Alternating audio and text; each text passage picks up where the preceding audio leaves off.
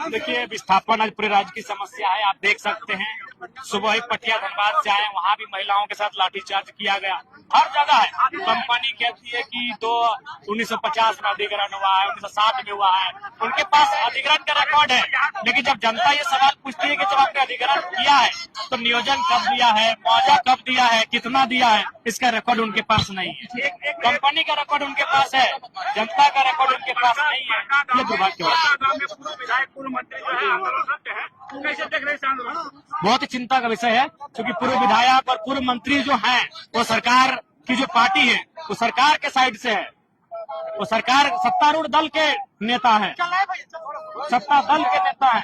और अगर उनके साथ ये हो रहा है व्यवहार, तो बाकी लोगों के साथ क्या होगा? मैंने तो बता दिया कि हम मुख्यमंत्री को लोग नहीं सुन रहे हैं, मुख्यमंत्री को नहीं सुन रहे, वो इसी लोग विदेश घूम रहे हैं।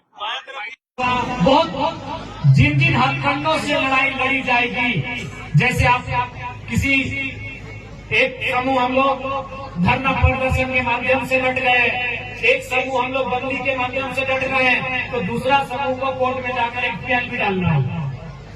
हमें हर एक तरह से इस लड़ाई को लड़ना होगा और इस लड़ाई में निष्पक्ष रूप से पत्रकारिता का योगदान रहेगा। आपको जनता के जिन मुद्दों में निष्पक्ष रूप से साथ खड़ा होगा। आपके पास भी चुनौतियां आएंगी, आसान नहीं है। बीते कुछ दिनों में जो मीडिया बंधुओं के साथ घटना घटी, गोड्डा में, इधर आपका गढ़वा पलामू में, तो आप कहीं न कहीं आपके भी मन में एक शंका हो जाती है, आप भी कहीं न कहीं मन में भयभीत होते हैं जिस प्रकार से प्रशासन का रवैया रहता है। इसलिए आपके लिए भी चुनौती रहेगा, इस परिप्रेक्ष्य में आपके लिए भी चुनौती रहेगा। लेकिन मैं मानता हूँ आप लोग चुनौतियों से लड़ने के लिए हमेशा तैयार रहते हैं। इस बार चाहे वो मुद्दा रामगढ़ का हो या झारखंड के किसी कोने का, मीडिया का वही होगा जो योगदान उन्होंने कभी अंग्रेजों के कालखंड में इस देश के लोग, एक आम व्यक्ति की आवाज को, इस देश के एक आम व्यक्ति की पहचान को मदद करने के लिए किया था। आज वही योगदान आपका इस राज्य में रहेगा, आज वही योगदान पीड़ित शोषित जनता के लिए आपका रहेगा। इसलिए आपको भी अपने योगदान का निर्वहन करना होगा।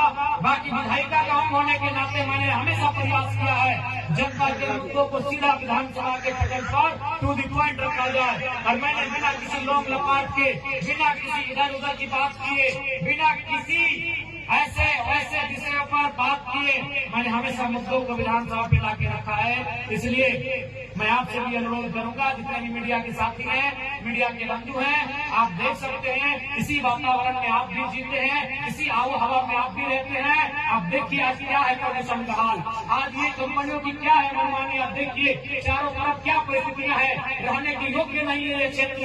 इसलिए इसी समाज में आप भी रहते हैं। हम चाहते हैं कि आप कलम की लड़ाई में आप अपना योगदान देंगे जनता जनार्दन को, और बाकी जो पढ़े लिखे नौजवान हैं वह न्यायालय में अपनी याचिका को दायर करेंगे, और बाकी जो आंदोलनकारी हैं अब नए स्तर से आज के बाद, इस सभा के बाद नए तरीके से आंदोलन की तैयारी होगी, और उस आंदोलन से अपनी आवाज को हम लोग बुलंद करने का काम करेंगे। और साथ ही विधानसभा का सत्र चलेगा तो विधानसभा के भीतर उसे ले जाने का काम ऑफिशियल रिकॉर्ड बनाने का जिम्मा मेरा होगा, उसे हम विधानसभा के भीतर लेकर जाएंगे।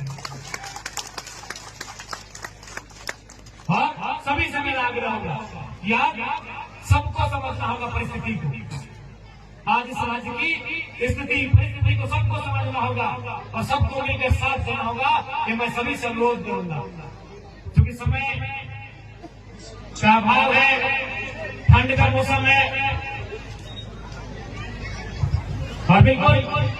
अभी नगर रामगढ़ शहर नगर सब तो खराब कर देता है, फायदा है।